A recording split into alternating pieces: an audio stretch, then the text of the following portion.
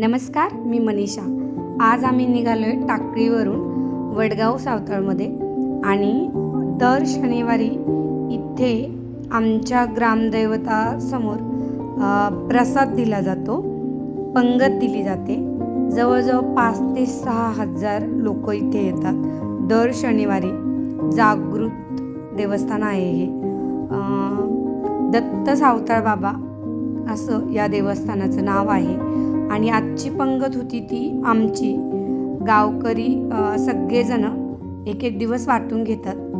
तर आम्ही दुपारीच पोहोचलो होतो आणि तिथे जेवणाला सुरुवातसुद्धा झाली होती।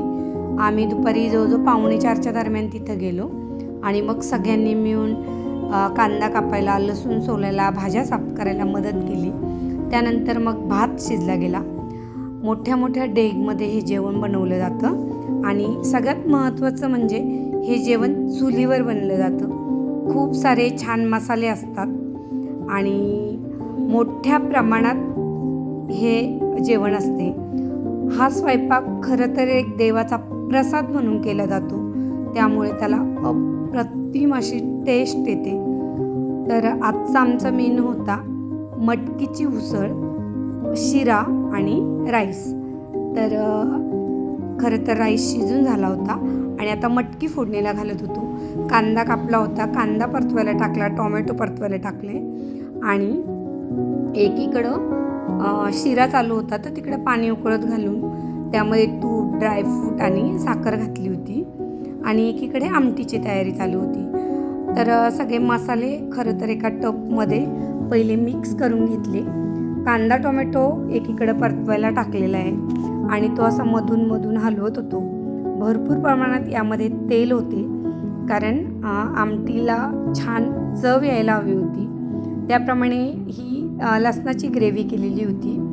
आता तीसुद्धा आपण यामध्ये घालणार आहोत आणि असं स्टेप बाय स्टेप ही आमटी आपली होणार होती। आणि एकीकडं असं मस्त शिरा बनत होता। आता रवा यामध्ये घातला होता आणि वरून जवळजवळ 2 किलो तूप आम्ही यावर घातलं होतं आणि खूपच छान त्याचा सुगंध सुटला होता। खरंच म्हणजे आमचं हे जे देवस्थान आहे फार जागृत आहे।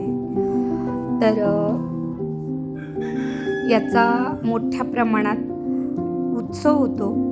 रामनवमीपासून तर हनुमान जयंतीपर्यंत 7 दिवस याचा सप्ताह असतो आणि त्या जेवणाच्या सुद्धा अनेक वर्षांपासून नंबर लागलेले आहेत। तर तिथे त्यावेळेस तर जवळजवळ भरपूर प्रमाणात भाविक येतात, ते लाखोनी भाविक असतात आणि खरंच खूप श्रद्धा आहे लोकांच्या ह्याच्यावरती। आता पाहू शकता इकडे आपण मटकी टाकलेली आहे आमटीला आणि एकीकडे आमचा शिराही आता होत आला आहे। तर अशी मटकीची मस्त झणझणीत उसळ झालेली, तुम्ही तरी पाहू शकता किती छान आली। आता यामध्ये पाणी ओतलं जाते शिजण्यासाठी आणि चांगला अर्धा टोप ही आमटी बनली जाते, कारण जेणेकरून ती कमी पडली नाही पाहिजे। तर आम्ही सुद्धा आनंदाने सगळे मदत करत होतो। 2 आमच्याच गावातले आचार्य आहेत, ते इथे जेवण बनवायला येतात आणि अशा पद्धतीने काय सुंदर तरी आली, तुम्ही पाहू शकता। तर मटकी ओतणं चालू होतं आणि आता आमची मटकी अशी छान रेडी झालेली होती।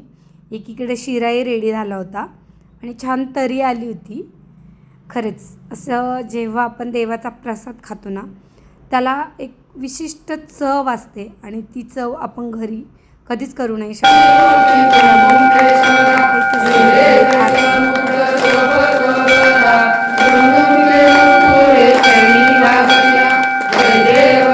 जाऊन काढा, तिथं जाऊन जा।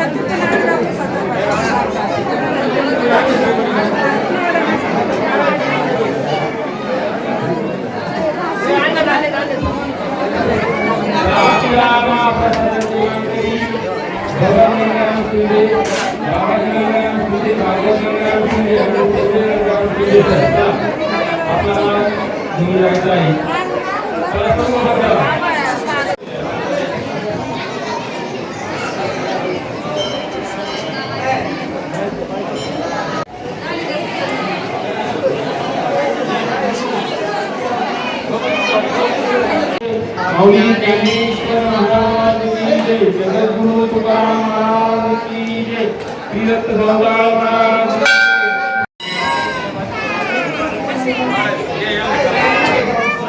श्री ज्ञानेश्वर तुकाराम भगवान की। इथे सत्कार दिला जातो, एक मान सन्मान केला जातो. त्यानंतर मग आरती झाल्याच्या नंतर पंक्ती पडल्या जातात. 5 ते 6 हजार लोक इथे असतात आणि हे सगळे श्रद्धेने दर शनिवारी या देवाकडे येतात. आणि सगळ्यात महत्त्वाचं म्हणजे हे जे मंदिर आहे हे एका जंगलात आहे आणि तरीसुद्धा लोक इतक्या भावनेने इथे येतात आणि याचा आनंद घेतात.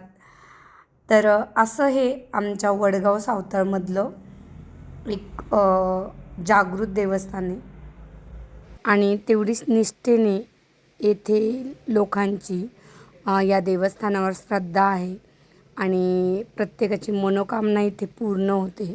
त्यामुळे दिवसेंदिवस इथे भाविक वाढले जात आहेत आणि इथली गर्दी वाढली जाते.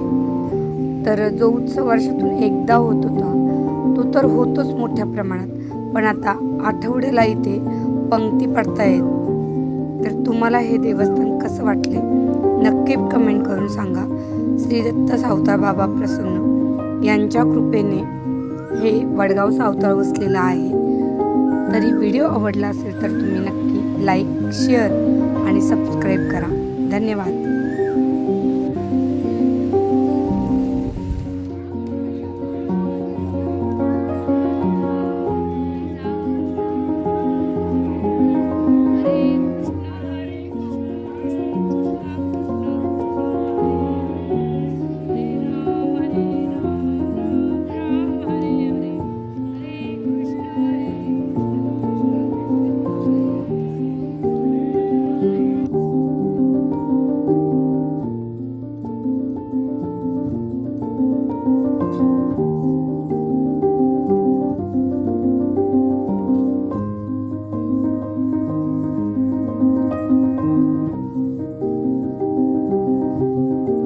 असं आहे हे श्री दत्त सावताळ बाबाचं स्थान एकदम जंगलामध्ये.